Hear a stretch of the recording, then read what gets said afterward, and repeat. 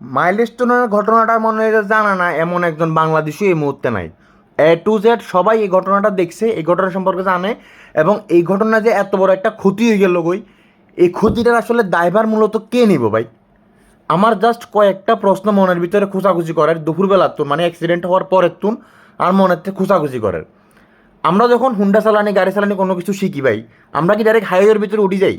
উঠি না তো, আমরা একটা খোলা জায়গায় আমরা যাই, এরপর আমরা ট্রেনিংটা নিই, আমরা শিখি, এরপর আমরা আস্তে আস্তে হাইওয়েতে উঠি। তাইলে ওইখানে একজন নতুন সদ্য ফ্লাইট লেফটেন্যান্ট কেন তার মানে যুদ্ধ বিমানটা নিই ঢাকার মতো একটা জনবহুল শহরের উপর দিয়ে তার এটা পরীক্ষাটা দিতে হইব? এই সিস্টেমটা মূলত আসলে কেন?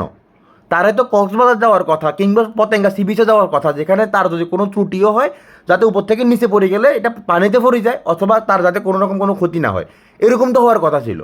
কিন্তু ঢাকার মতো একটা জনবহুল শহরে আপনি তাদের পরীক্ষা দিতে লাগাই দিয়েছেন। অ্যাক্সিডেন্ট দুর্ঘটনা হওয়াটা তো একেবারে স্বাভাবিক কথা ছিল, যেহেতু সে নতুন, তার একটা ভুল হইতেই পারে, তার একটা মিস্টেক হইতেই পারত, এটা তো স্বাভাবিক ব্যাপার একদম। তাহলে এত বড় একটা ভুল ডিসিশন আপনারা কেন নিয়ে চলতেছেন?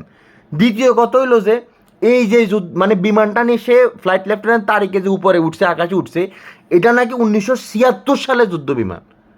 এখন 2025 সাল চলের ভাইয়া, 2025 সালে আসি 1976 সালে যুদ্ধ বিমান দিয়ে যদি সে তার মানে পরীক্ষা করে সেই বিমান চালাইতে পারে কি না, না পারে না, তারা তো আপনি নিশ্চিতভাবে তারা আপনারা মানে মৃত্যুর মুখে ঢালে দিয়েছেন যে তোর এখানে ঢুক, তোর এখানে ঢুকলে তোর মরণ। এটা তো ভাইয়া কোনো অ্যাক্সিডেন্ট না, এটা একদম ডিরেক্টলি এটা খুন।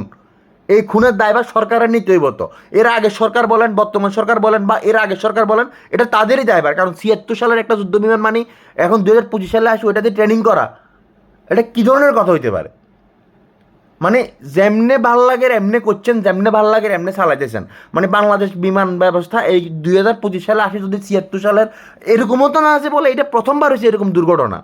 এই পর্যন্ত নাকি সেম কোম্পানির বিমান এরকম ট্রেনিংয়ে যাওয়ার পরে এটা নিয়ে পঞ্চমবার বিধ্বস্ত হয়েছে, তাও গত 2-2.5 বছরের ভিতরে। এই পর্যন্ত এটা 5 নম্বর অ্যাক্সিডেন্ট। তাইলে চিন্তা করে দেখেন আপনারা, আপনাদের মানে কোনো মানে খেয়ালই নেই মনে হয়। এর আগেও অ্যাক্সিডেন্ট হয়েছিল যে 2জন পাইলট মরে গেছিল, তাদের জীবনের দাম আমাদেরকে দিতে হয় না। যদি দিতে হইতো তাহলে এই আজকের অ্যাক্সিডেন্ট এটা হইতো না। মানে আমি চিন্তা করি ভাই, 76 সালের বিমান দিয়ে আপনি 25 সালে আছেন পরীক্ষা দিতে, তারপর আবার ওই পরীক্ষাটা হইতেছে এমন একটা জায়গায় যেখানে একটা ভুল হইলেই লক্ষ লক্ষ মানুষ মরে যেতে পারে, হয়তো হইতেই পারে স্বাভাবিক। কারণ নর্মালি আমরা যখন ভাইয়া ভাত রান্ধি না, তখন এটা 100 ডিগ্রি সেলসিয়াস তাপমাত্রায় পানিটা ফুটে। আর একটা বিমানে যখন আগুন লাগে তখন ওই আগুনের তাপমাত্রা 1000 থেকে 1500 ডিগ্রি সেলসিয়াস পর্যন্ত হয়ে যেতে পারে।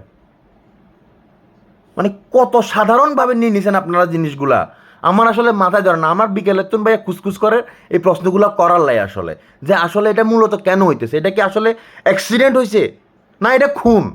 আমার কাছে তো এটা খুন ভাই, এটা অ্যাক্সিডেন্ট মনে হয় না এটারে। আপনারা জানি শুনি ওই তারিখে ওই ফ্লাইটে তুলে দিয়েছেন যে তুই এখানে উঠ, এখানে উঠলে তুই খুনি যাবি, তুই মরে যাবি, আর তুই মরবি লগে আরও যারা আছে তাদের কিনে মরবি। বেচারা অনেক চেষ্টা করছিল, হয়তো বা অনেকটা নিউজে দেখলাম যে মানে এটা আর একটু দূরে নিয়ে যায় ল্যান্ড করাইতে বা এটা ফালাই দিতে, কিন্তু সে পারে নাই এটা। কারণ তার মাথার সে চাইছে যে একদম লাস্ট মুহূর্ত পর্যন্ত যদি কিছু করা যায়।